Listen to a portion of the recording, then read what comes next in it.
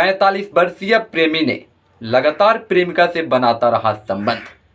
फिर जब प्रेमिका की बेटी हुई जवान तो उस पर भी रखने लगा बुरा नज़र और करने लगा छेड़खानी। फिर माँ और बेटी ने मिलकर कर दिया कत्ल। जी हाँ, तो नमस्कार प्रणाम दोस्तों, मैं आनंद ठाकुर और आप देख रहे हैं क्राइम बाजार। ये सच्ची घटना रायबरेली की है, जहां पर एक ऐसी घटना को अंजाम दिया गया जिसे सुनने के बाद आपके रोंगटे खड़े हो जाएंगे। इससे पहले चैनल पर नए हैं तो चैनल को सब्सक्राइब करके बेल आइकन को प्रेस कर दीजिएगा और अपना और अपने शहर का नाम कमेंट बॉक्स में मेंशन कर दीजिएगा, क्योंकि अगली वीडियो में आपका भी नाम लिया जाएगा। तो चलिए शुरू करते हैं। आखिर इस कहानी की शुरुआत कहाँ से होती है?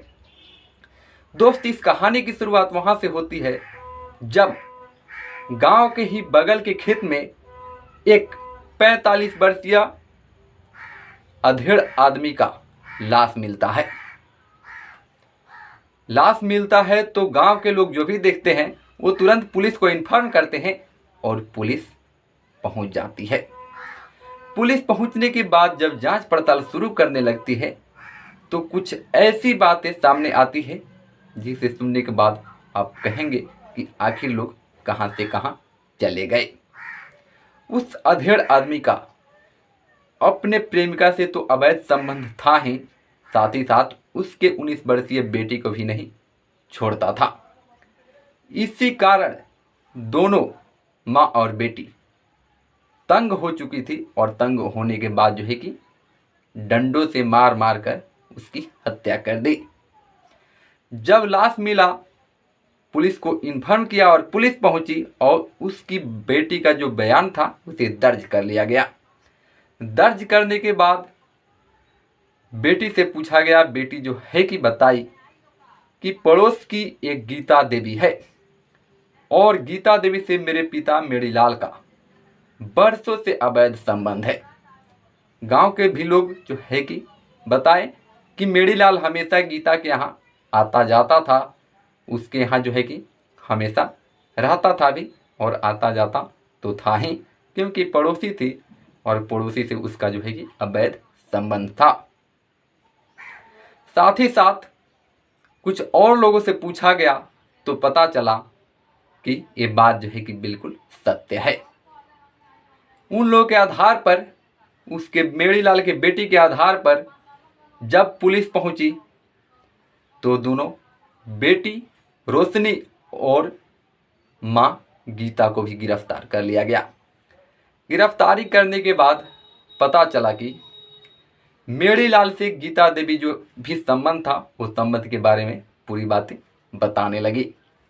गीता का बरसों से संबंध था, मेरीलाल हमेशा आता जाता था और संबंध बनाकर चला जाता था। साथ ही साथ जब उसकी बेटी जवान हो गई, 19 वर्षीय बेटी रोशनी पर भी अपना बुरा नज़र रखता था और उसी बुरी नज़र से रोशनी को देखता था और रोशनी को भी छेड़ता था, रोशनी से जोर ज़बरदस्ती करता था। लेकिन ना माँ को अच्छा लगता था और ना ही 19 वर्षीय बेटी रोशनी को, क्योंकि माँ को था कि जब मेरे से संबंध है तो मेरे तक ही रहे, बेटी तक ना जाए। और बेटी तो चाहती ही नहीं थी, लेकिन बेबस बेटी करे तो क्या करे। माँ के आड़ में वो जो है कि उस बेटी को भी नोचता था, उससे भी छेड़ता था, उससे भी ज़बरदस्ती करना चाहता था। फिर भी जो है कि वो डांटती थी, उसे भगाती थी।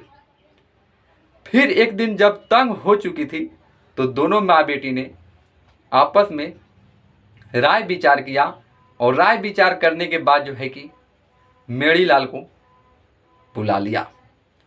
मेरीलाल को पिछले दरवाजे से, घर में 2 दरवाजे थे, एक आगे से जो फ्रंट से दरवाज़ा था रास्ते से वो तो था ही, लेकिन पिछले दरवाजे से जो है कि कई बार मेरीलाल जो है कि घर में घुस जाता था और गीता देवी से अवैध संबंध बनाता था।